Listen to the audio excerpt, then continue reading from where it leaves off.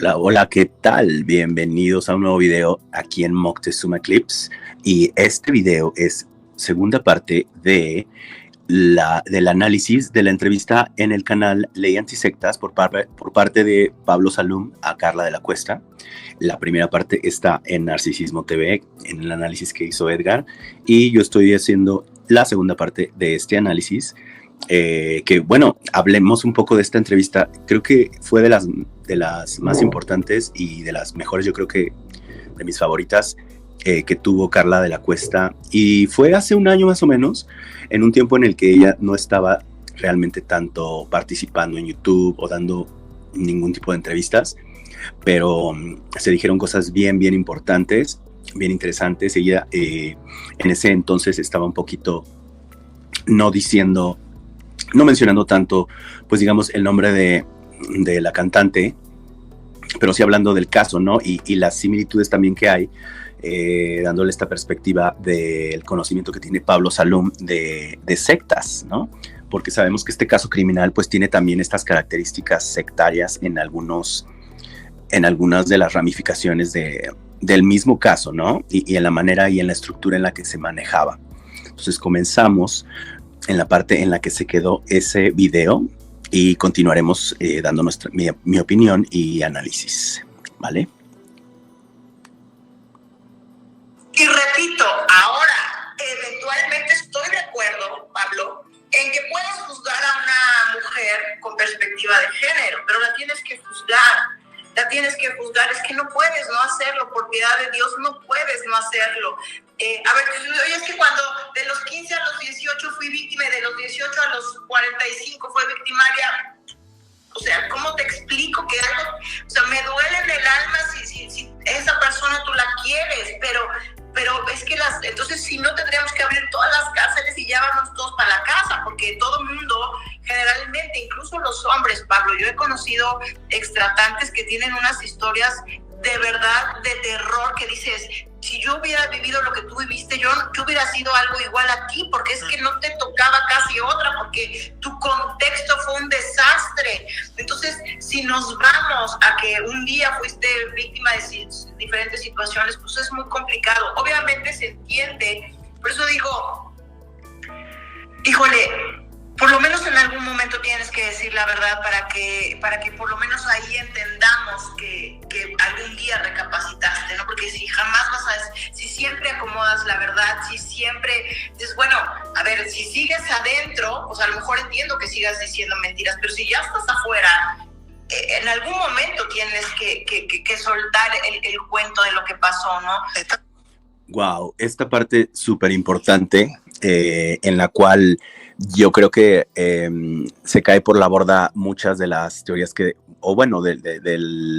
las narrativas que muchas personas que defienden a esta persona que es presuntamente una de las victimarias, en conjunto con el principal victimario, que es Sergio Andrade, continúan siempre diciendo que ella es víctima, ¿no? Que la ponen muy a la par de las otras víctimas que sufrieron y que sufrieron una manipulación constante, sostenida en el tiempo, y que fue bien difícil para ellas hablar, alzar la voz, por el hecho de no tener un micrófono o no tener tal vez la plataforma y el poder que esta persona sí tuvo totalmente. Siempre tuvo la posibilidad de hacerlo, se le ha dado mucho el beneficio de la duda, pero aquí, bueno, falla en cuanto al hecho de que nunca se abre y nunca ha dicho completamente la verdad, la historia, ¿no? O sea, el origen y los puntos a los que le llevaron a después convertirse en una persona que atraía a chicas menores de edad, a otras personas, digamos, las jalaba a la organización, y después esto se convertía en algo que pues yo creo que fue la peor pesadilla de sus vidas. Entonces esta incapacidad de reflexión, que obviamente si en teoría es una persona con el trastorno de personalidad narcisista, pues están imposibilitados estos seres, ¿no? A la reflexión, al asumir sus responsabilidades, sus culpas. Entonces, Sí, se le ha dado, digamos, la oportunidad, pero al revés de haber tal vez reconocido cosas, nunca las hizo y realmente negar todo no es algo que te va a ayudar nunca a que te, digamos, a que restablezcas esta condición de haber sido una persona que fue víctima, porque realmente hemos visto en la historia de este caso que varias han reconocido ciertas cosas que fueron sucediendo y que tuvieron que hacer, ¿no? O sea, ciertas acciones que obviamente obligadas y bajo la manipulación de este ser tenían que llevar a cabo, ¿no? Entonces sí, yo creo que aquí se explica el sentimiento de por qué las víctimas hay veces que han perdido un poco la fe en esta persona porque realmente ha actuado totalmente a la defensiva y nunca poniéndose del lado de ellas, ¿no? Que es algo pues muy triste e indignante. Vamos a continuar con el análisis. Estamos en la misma de siempre, ¿no? Que siempre hay grupos de derechos humanos o movimientos feministas que como que están mal direccionados, porque en sí los reclamos están bien hechos con respecto a la ausencia del Estado, ¿no? Todo se genera a raíz de una ausencia del Estado, o de que el Estado no cumple con su rol, ¿no? Cuando un niño es captado por una organización coercitiva narcotraficante, es el Estado que no estuvo para prevenir, para cuidar los derechos del niño. Pero una vez que ese niño, ¿no?, bajo la ausencia del Estado, ese niño se convirtió en un criminal total, ¿no?, porque es lo que te terminan convirtiendo en un victimario, y asesina a una persona, trafica drogas que matan gente.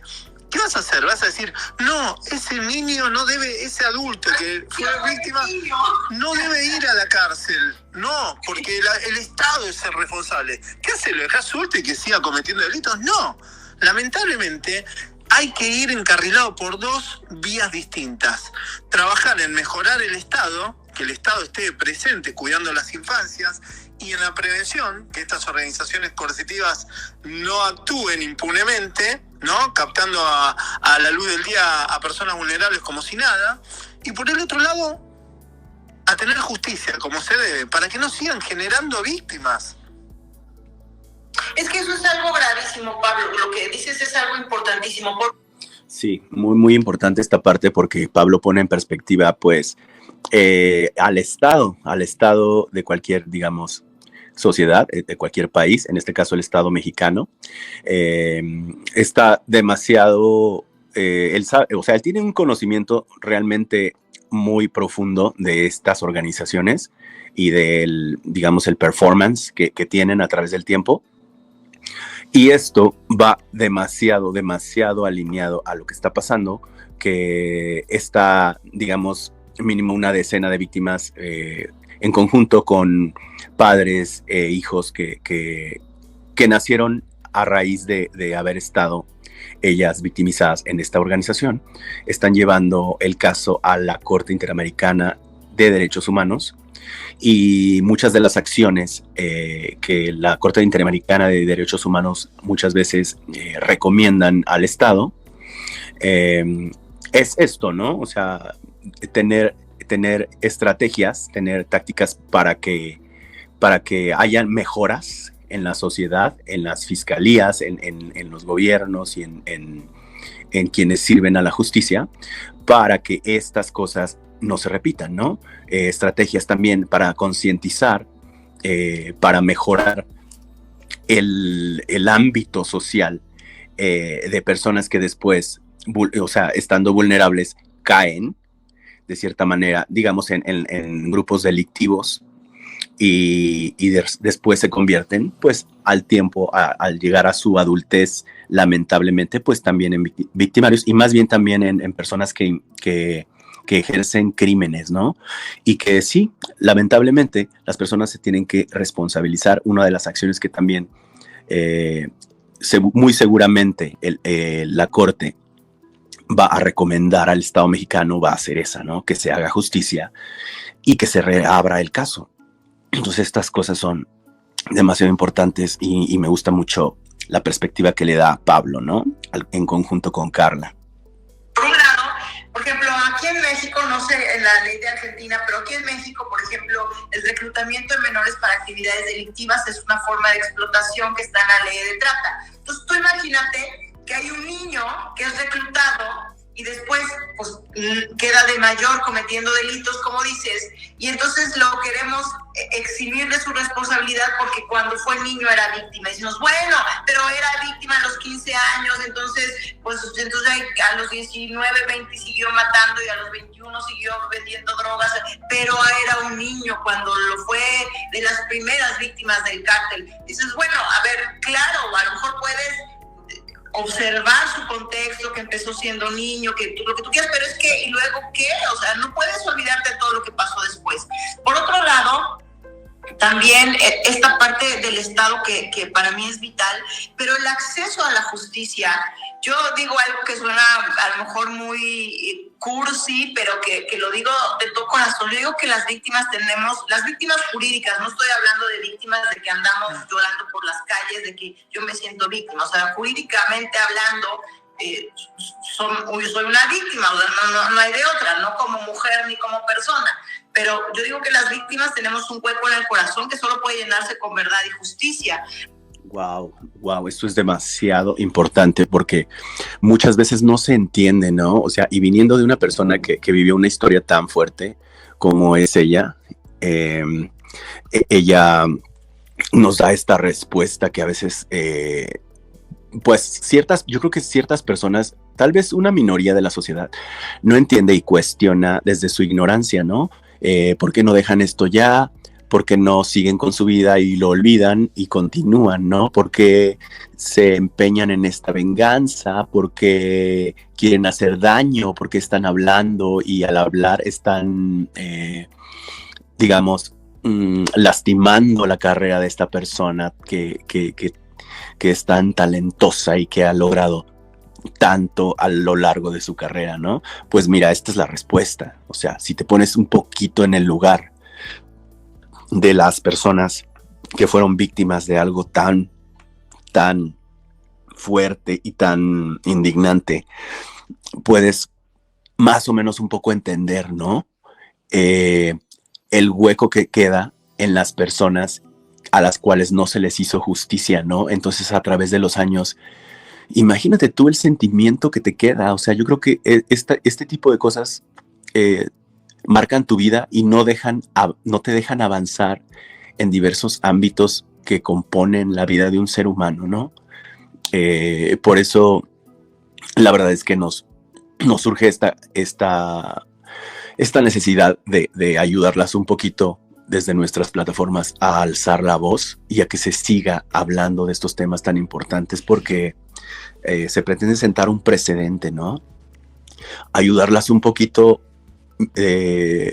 digamos, tomando acciones desde nuestra trinchera, lo poquito o mucho que podamos hacer puede ayudar un poco, ¿no? Y también eventualmente ayudar a la sociedad, ¿no? Y ayudar a que se tenga la conciencia de esto y al menos también a que se tenga esa tranquilidad en el corazón de la persona que vivió algo así y que la sociedad, lejos de validar su dolor, simplemente las señalaban y las agredían, ¿no?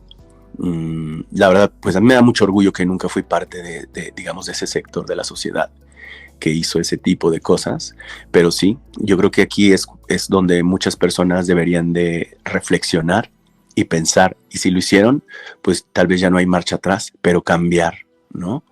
Reflexionar y a partir de ahora cambiar tu actitud en la sociedad para sumar, ¿no? Para construir y no destruir realmente. Entonces vamos a continuar con el siguiente clip. Porque la verdad y la justicia son derechos internacionales reconocidos que merecen las víctimas de los delitos. Cuando tú no tienes eso, es como lo que te pasó no pasó. Lo que sucedió no sucedió. Y encima, ¿qué crees? Vamos a contar una mentira y todo el mundo se la va a tener que tragar, porque esta es la mentira que nosotros queremos contar, que es una persecución, que es una difamación, que es una traición, que es por quién sabe, que es por dinero, que es Estás por despechada.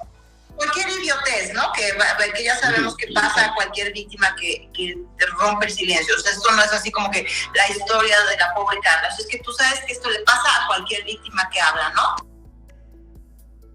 Exactamente esa parte, wow. Es lo que es demasiado importante lo que dice Carla, ¿no? Porque cuestionan, ¿no? O sea, sin saber, como decía yo, desde la ignorancia, es que emiten ese tipo de cosas, ¿no? O sea, esto es una venganza, esto es por envidia, ya dejen eso atrás, avancen con su vida y no, o sea, no se puede realmente seguir emitiendo esas cosas que creo que salen sin que las piensen, ¿no? O sea, ni siquiera racionalizan las palabras que están saliendo de sus bocas. Entonces, yo creo que esto deja demasiadas lecciones, esta entrevista. Y bueno, me encanta porque Carla tiene un humor, como un humor negro, ¿no? O sea, tiene como el sarcasmo, y es una parte, un componente de los que hacen que, no sé, a mí en específico me caiga muy bien Carla. Porque sí, la verdad es que cuando vives cosas así, o sea, cuando tenemos traumas o, digamos, vivimos hechos en nuestras vidas que son fuertes, a veces la única manera de lidiar con ellos y hacer un poquito más llevadera la situación es recurrir al humor, ¿no? Al sentido del humor. Entonces a mí me encanta esta parte y me gusta mucho esa parte de la personalidad de Carla. Voy a continuar con el video. Entonces dices, bueno, entonces no solamente no tuve justicia, ¿verdad? Ahora tengo que aguantarme una mentira. No solamente no tuve acceso a justicia, sino ahora tengo que vivir con la injusticia y con la mentira, pero peor aún, tú no reparas y ordenas una situación de estas, y ¿qué es lo que sucede? Que se repite y se repite y se repite, no solo entre esa misma organización, sino en todas las que se vayan creando en lo consecutivo, porque claro, la impunidad que genera, pues que las demás nuevas organizaciones que se siguen creando saben. Igual creo que te estás olvidando de algo muy importante, que es vivir con el prejuzgamiento desde la ignorancia de gran parte de la sociedad a raíz de la falta de información, porque el Estado no genera campañas de concientización, prevención, asistencia, por lo cual hay esta mirada errónea que prejuzgan a las víctimas y salen estas versiones de fue una despechada, ella lo hace por envidia, lo hace por dinero, y a mí me ha afectado mucho en mi vida, porque encima que tenés que juntar un montón de fuerza para luchar, para denunciar, para contarlo en público. La gente se piensa que a uno le gusta salir en la tele. La verdad que es un espanto salir en la tele, chicos. No sé, ustedes capaz que tienen la imagen equivocada de una persona que sale en la tele y le gusta que lo conozcan. La verdad que yo odio que me conozcan. Y menos por... Exactamente, wow, qué importante. Fíjate, esta validación que hace Pablo, ¿no? A estas situaciones, porque es justamente lo que han vivido ellas, ¿no? Las chicas que salieron de este nombrado clan Trevi Andrade hace años y hoy lo conocemos pues como un caso criminal, una organización delictiva, una organización coercitiva con ciertas características sectarias, ¿no? Y la manera en la que a veces la sociedad minimiza y simplifica las cosas, ¿no? Diciendo que te gusta hablar de ello, que te genera un gozo estar hablando el caso en algunas redes sociales o entrevistas o en algunos foros o plataformas. Y no, realmente de verdad reflexionen, porque no se puede seguir en 2024 pensando de esa manera y hablando de esa manera, ¿no? Prejuzgando, sin siquiera voltear a ver a la víctima y a sus circunstancias. Entonces es bien, bien importante que se haga esta validación por parte de Pablo, que él vivió. Justamente él ha vivido algo muy, muy similar a este caso. Muy bien, entonces vamos a continuar con el siguiente clip de este video, de esta entrevista, que realmente está muy, muy, muy, muy buena, muy recomendable. Como ya lo hemos dicho, yo creo que de nuestras entrevistas favoritas que ha dado Carla de la Cuesta, en conjunto con la que dio con Sofía Arellano en aquel año, ¿no? Que ya tiene también un tiempecito. Pero bueno, vamos a continuar con la entrevista, con el siguiente clip de esta entrevista. Que sale en la tele y le gusta que lo conozcan. La verdad que yo odio que me conozcan. Y menos por haber sufrido lo que sufrí. Me gustaría que me conozcan si fue Messi, que me conozcan jugando al fútbol, por algo lindo, pero no por haber sido víctima de un delito y por haber pasado algo que no está lindo, ¿no?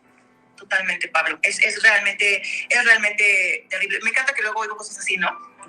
Claro, porque como tú no eres famosa, yo digo, oye, si yo vendiera, no sé si en Argentina se sabe qué son quesadillas, ¿no? Pero si yo vendiera, digamos, comida en la calle, si yo fuera pordiosera, por eso mi historia no vale. O sea, ¿tú crees que mi historia vale solo si yo soy famosa? O sea, no entendí tu lógica, ¿no? O sea, claro, como tú no tienes el éxito, a ver, o sea, entonces, claro, imagínate en una empresa que la que hace la limpieza no puede decir que uno de sus jefes la abusó porque pues es la de la limpieza y como no es la directora, entonces su historia no vale. ¿O qué es lo que me estás queriendo decir? O sea, ¿cuál es tu lógica en todo esto, no? O sea, tú siempre, como tú decías al principio, siempre es desvirtuar por qué pasó el delito, porque tus papás, porque ibas de minifalda, porque eras ambiciosa, mala, tonta, ¿no? O en el caso de un hombre. Sí. Pero si no es eso, entonces, bueno, pues eso te pasó por tonta, mala y bla, bla, bla. Pero luego hablas porque quieres pagar dinero, estás loca, no tienes nada que hacer, estás aburrido. O sea, vete tú a saber cuáles ideas se hace la gente, ¿no?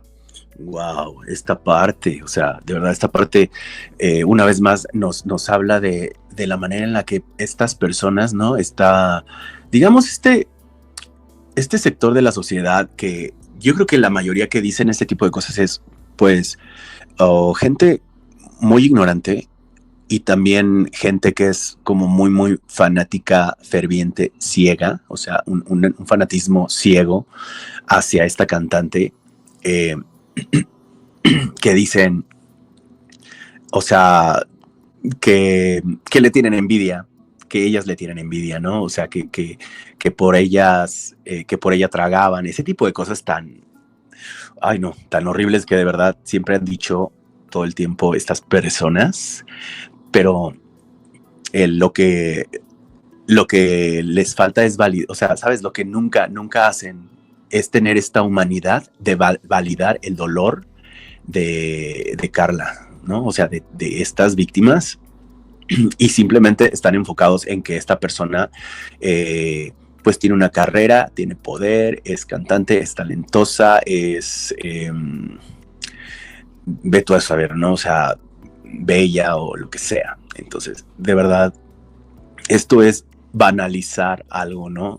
De verdad, es muy, muy, muy banal la narrativa que ellos emiten. Y bueno, o sea, la verdad es que nos hemos cansado de decirlo, y yo a veces sí quiero seguir teniendo como la esperanza, ¿no? De que estas personas, porque sí hemos visto que hay personas que anteriormente fueron así y después pues recapacitan en algún momento de su vida y deciden pues ya no continuar, ¿no? Con estas acciones y con este actuar tan erróneo que la verdad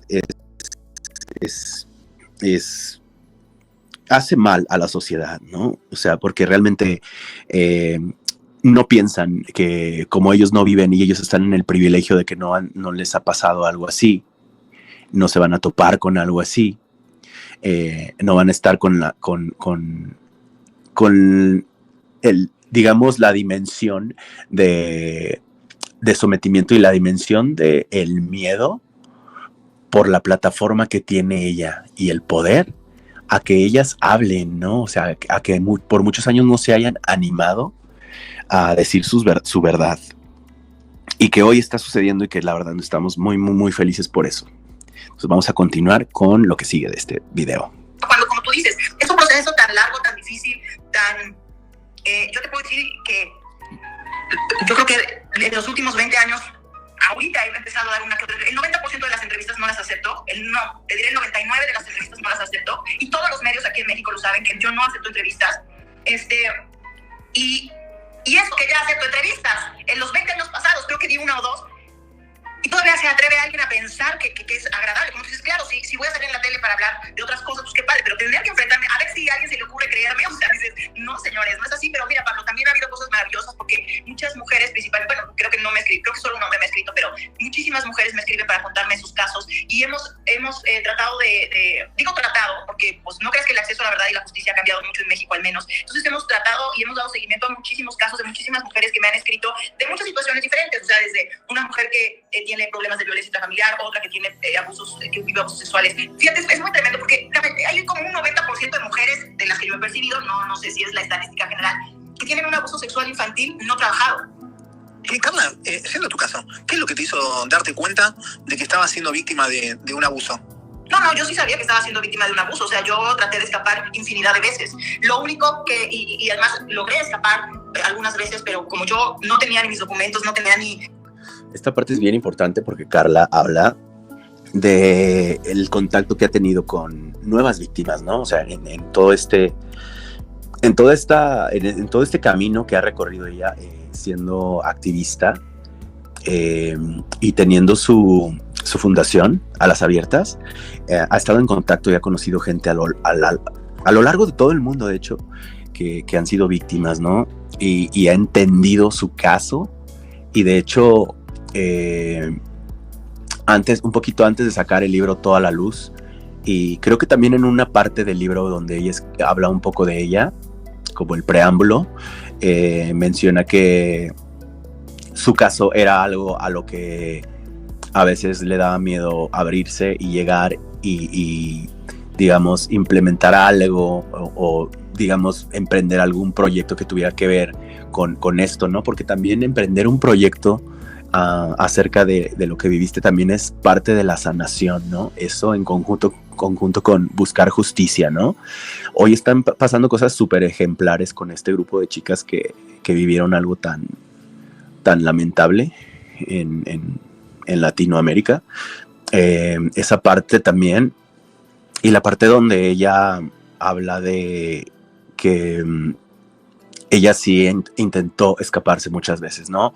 Eso también tira por la borda esas, digamos, preguntas demasiado tontas que a veces hace la gente de que por qué no se iban, ¿no? O bueno, no quiero decir que sean tontas, pero obviamente vienen desde la ignorancia, pero ni siquiera como personas que estén dispuestas a entender, ¿no? A poner atención a ello y a conocer, ¿no? O sea, lee el libro, como decía Sofía Arellano, lee el libro, dale el beneficio de la duda, dale la oportunidad. Y estoy seguro que cualquier persona que lea el libro completo no se va con el mismo pensamiento que tenían antes de leerlo. O sea, de verdad, es demasiado una pieza de investigación bien, súper bien hecha y muy, muy importante. O sea, yo me estoy desviando un poquito hablando de el libro A la Luz, pero bueno, tiene mucho que ver, porque esto es un tiempo antes de que lanzara ese proyecto tan importante. Entonces vamos a continuar. Muchas cosas, o sea, terminaban encontrándome, pero lo que sí te quiero decir es algo muy, muy tremendo, que luego la gente dice puras tonterías, ¿no? Pero bueno, fíjate nada más lo que te voy a decir de grave. Yo prometía, tú te me vas a entender perfecto, ¿no? Pero yo les prometía que si me dejaban ir no iba a decir nada, y no iba a decir nada. O sea, yo estaba segura de que iba a cumplirles mi palabra, de que si me dejaban ir, yo iba a mantener el secreto de lo que estaba pasando ahí. Porque muchas veces dicen, pero si tus hermanas, pero entonces... O sea, imagínate el grado de trastorno que yo decía, si me dejas ir, no voy a decir nada. Porque se supone que yo era la mala que se quería ir. O sea, yo no era la mala que si me iba los iba a salvar, no. Yo era la mala que me quería ir. Entonces mi manera de demostrarles que no era mala era, no voy a decir nada. ¿Tus hermanas se quedaron más tiempo que vos? No, yo nunca me pude escapar. O sea, nosotras pudimos salir hasta que intervino la Interpol. O sea, nunca pudimos escapar. O sea, esto también habla, se tira otra. O sea, por eso creo que es demasiado importante esta entrevista de Carla, porque aquí responde tantas cosas que mucha gente todavía continúa achacándole, ¿no? O sea, muchas cosas que todavía la gente sigue diciendo, de que sí, la verdad es que ella intentó irse varias veces, ella incluso estaba tan no a gusto de estar ahí, que incluso ella prometía no delatar a este grupo delictivo, ¿no? Imagínate, a tal era el punto que estaba dispuesta a sacrificar su verdad para poder ya no estar ahí. Y wow, algo bien sorprendente es que si nos ponemos a pensar y a dimensionar lo grave de esta locura que las hicieron vivir estos tres seres, que si ellos no hubieran sido perseguidos por la Interpol, ellos hubieran seguido con esta locura, y esto es de verdad espeluznante, porque, y aparte, no sé, errático, porque estaban dispuestos a llegar no sé a dónde, o sea, tan lejos, corriendo de un país a otro, o sea, de verdad que sí, este caso, wow, es único, y conforme vamos siguiendo y estudiándolo y concatenando versiones y todo esto, a veces creemos que ya lo entendemos y de repente despertamos al siguiente y volvemos a pensar en el caso y decimos, wow, de verdad sí sucedió algo así tan increíble. Y bueno, aquí es donde ella le cuenta a Pablo que pues ni sus hermanas ni ella pudieron irse hasta que llegó la Interpol allá a Brasil, ¿no? Y esto te habla tanto también de la no respuesta del Estado mexicano, del no sentido de urgencia en cuanto a esto tan importante. Vamos a continuar con el video. O sea que ustedes estuvieron no solo bajo pulsión psicológica, sino esclavizadas físicamente, porque el quitarte, porque dentro de las organizaciones coercitivas no hace falta el sometimiento físico muchas veces, ni que le quiten los documentos. Físico, no, sí había total sometimiento físico en este caso y total privación de libertad. O sea que fue mucho más fácil para la justicia probar el delito. ¿No? ¿Qué te digo? Tuvimos un juicio vergonzoso, verdaderamente. Increíblemente vergonzoso. ¿Y esa denuncia de Interpol, a causa de otra víctima fue? A causa de otra víctima que estaba desaparecida. O sea, lo que sucedía es que siempre había mecanismos para tratar de que los padres no se dieran cuenta de lo que realmente estaba pasando. Pero eventualmente salió un libro de una de las víctimas que le había tocado una situación muy grave, pero que todavía era los inicios. O sea, entonces ella sí se escapa, pero logra escapar. Hubo un momento en donde ya no podíamos escapar, realmente no. De hecho, ni siquiera estuvimos en la misma época y años después saca un libro con la información y obviamente los papás empiezan a espantar, a darse cuenta que nosotros cuando llegábamos a tener comunicación con nuestros papás, pues decíamos las tonterías que nos habían dicho que dijéramos, ¿no? Entonces, y si yo hubiese logrado escapar, Pablo, yo hubiera seguido diciendo las tonterías que me dije, o sea, yo los hubiera seguido guardando el secreto, porque se supone que eso era lo que yo debía hacer, ¿no? Porque yo era la mala, la traicionera, la desgraciada, si yo decía las cosas, ¿no? Entonces, pues eso es lo que vivía. Nunca pude escapar, pero en teoría yo iba a cumplir mi palabra de no delatarlos, imagínate nada más, ¿no? Y para la gente que no conoce el caso, llegaste a quedar embarazada del líder, o sea, de Andrade, ¿no? Es correcto, sí. Y mira, gracias a Dios, porque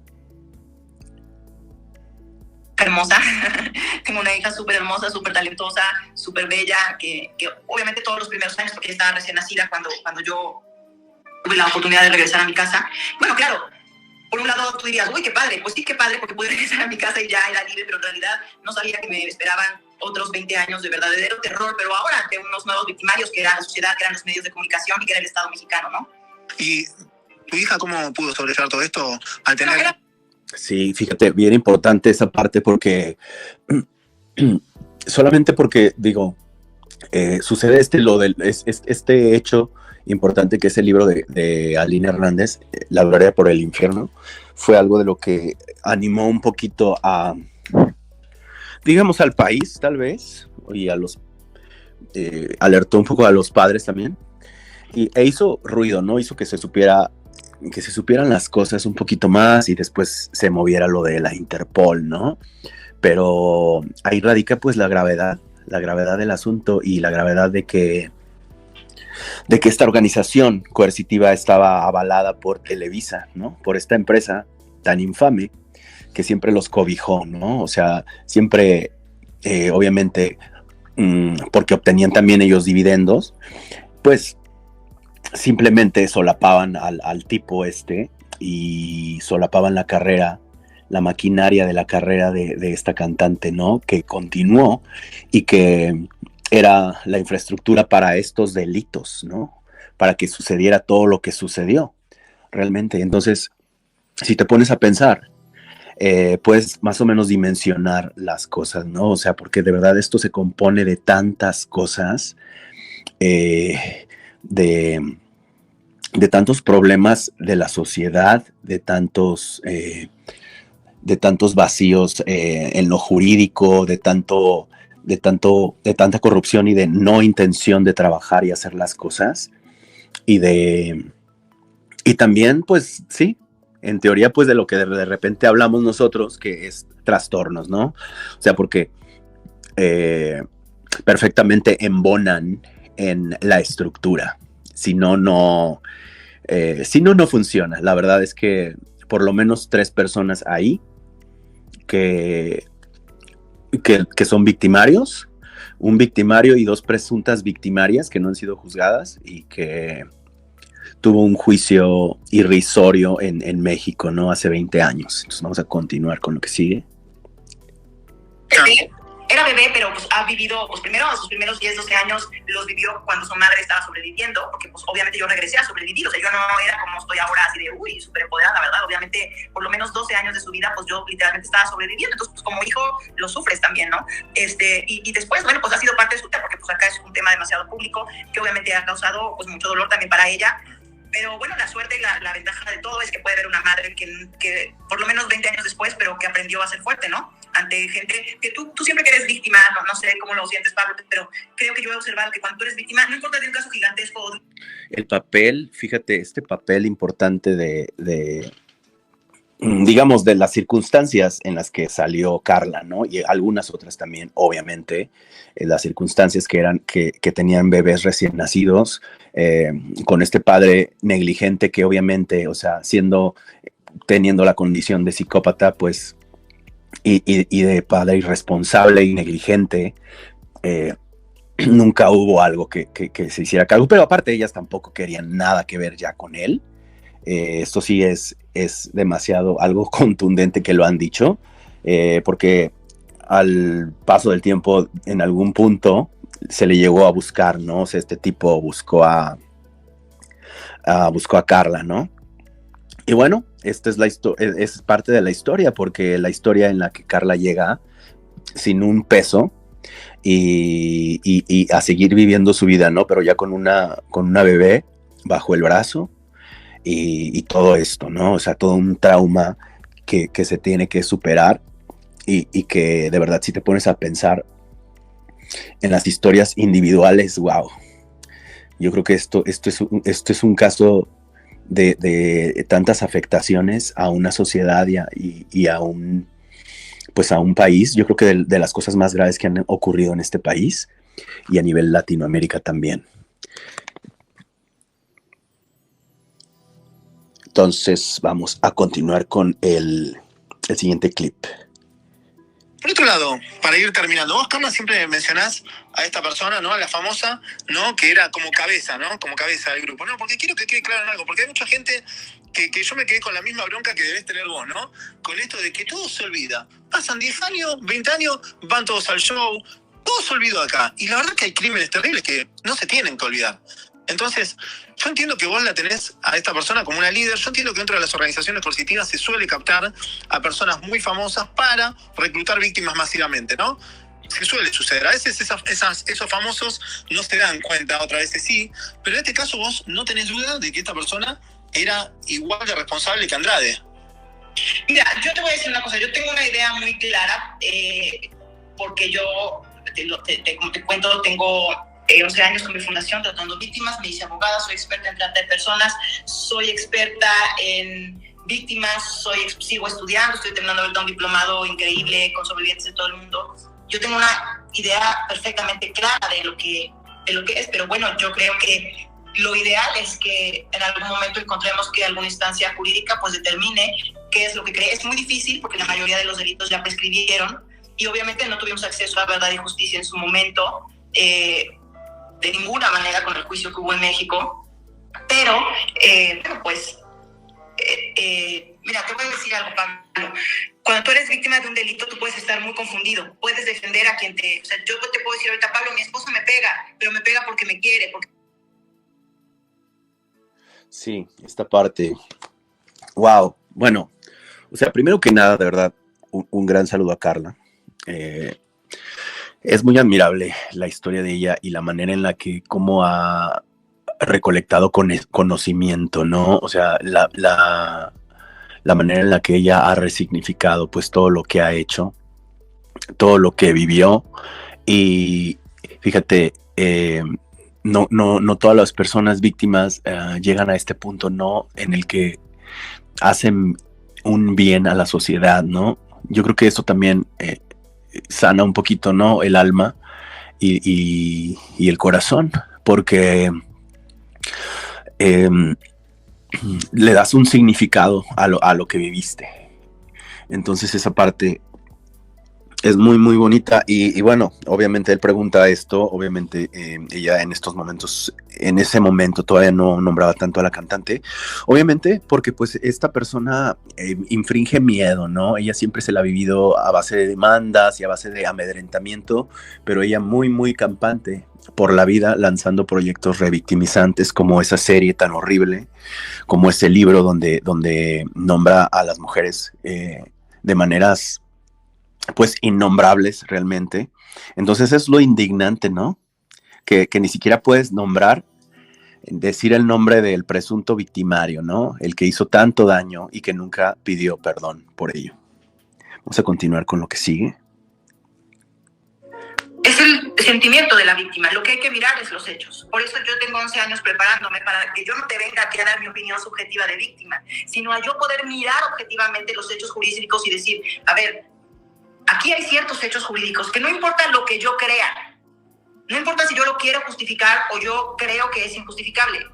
Eso no es el meollo del asunto, porque yo puedo estar equivocada como víctima, pero los hechos jurídicos, esos sí no son subjetivos. No sé si me doy.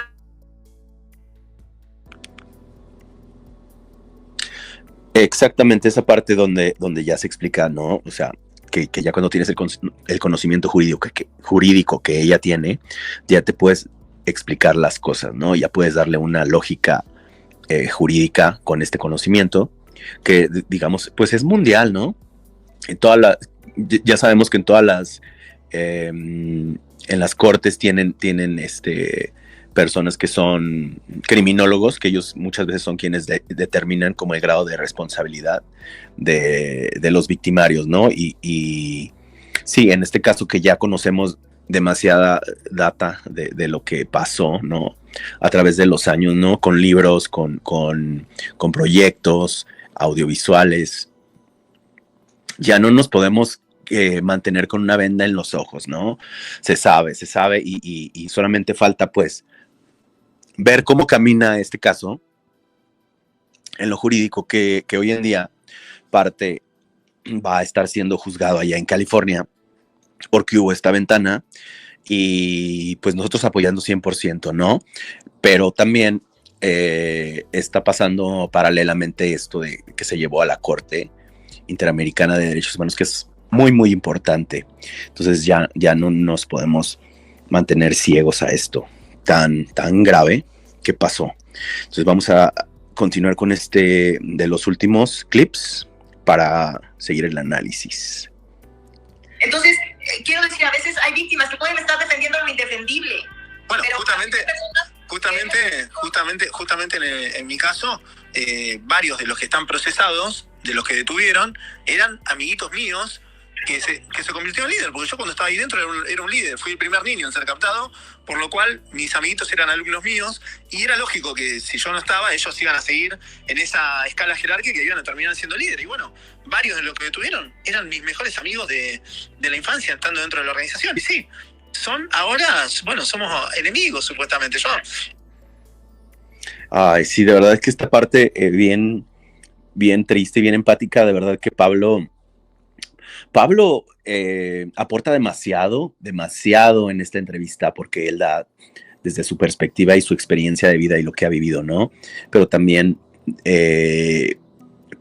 ves cómo son estas situaciones, ¿no? De personas que siguieron ahí, avanzaron y con el tiempo pues se convirtieron en ciertos pues tal vez líderes y sí victimarios tristemente, ¿no?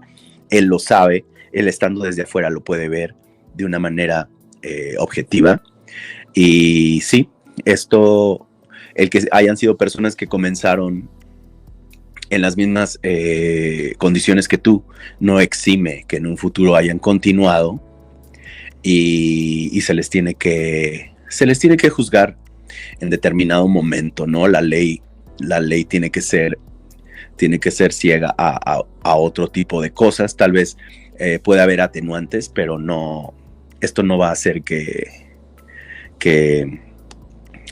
no se juzgue. Y la verdad, wow, esta entrevista de verdad es muy, muy buena, muy, muy buena. Es de las entrevistas que más información dan. Y esto fue hace un año, ¿no? Cuando las cosas estaban empezando a salir poco a poco. Pero me encanta que lo haya hecho con él en estos inicios en los que Carla se empoderaba y comenzaba a hablar. Y hemos presenciado de primera mano la evolución que ha tenido el que se ha ido empoderando Carla con diversos proyectos, ¿no? La verdad, lo mucho que ha aportado a la sociedad, el mucho bien que le ha hecho a la sociedad, a víctimas también de otras historias y la manera en la que hoy están saliendo ya con un poquitito menos de miedo, pero todavía con miedo, ¿no? Porque la persona esta cantante es imparable en cuanto a su condición de ser persona con poder y de querer parar la verdad, parar las cosas, instrumentalizando a personas en redes sociales, a sus fanáticos, ¿no? Utilizando su estrado y su voz y su plataforma para incitar a estos atormentadores a que tristemente pues sigan sirviendo a ella, ¿no? Sirviendo a que se perpetúen este tipo de acciones. Y muy, muy, muy triste de verdad, pero lo positivo que quiero rescatar es que hoy en día vemos mucha más gente, que no nos mantenemos ciegos, que no nos mantenemos con una venda en los ojos y que desde nuestras plataformas intentamos ayudar un poco, aunque sea un poco, a facilitarles el camino a ellas, ¿no? Que yo creo que es lo más loable que podemos hacer, ¿no? Desde nuestros canales, desde nuestras trincheras, desde ustedes como audiencia, poniendo comentarios, digamos, empáticos y en apoyo a ellas. Y wow, esta entrevista es muy, muy genial, de verdad. Pasen a verla al canal de Pablo Salum, porque vale mucho, mucho la pena que la vean toda completita en el canal Ley Antisectas con Pablo Salum. Y pues ya estamos llegando al final de este análisis. De nuevo un gran, gran abrazo y un beso a Carla de la Cuesta y a todas las víctimas que hoy en día están unidas, que es de las cosas que más, sabes, como que nos regocija el alma verlas caminar hacia la justicia, ¿no? Hacia la verdad y justicia y hacia que todo retumbe y que todo salga a la luz. Entonces nos vemos muy pronto por acá en Moctezuma Clips y tengan un lindo día, noche o tarde, dependiendo de la hora en la que nos estén escuchando. Y gracias de verdad. Hasta luego.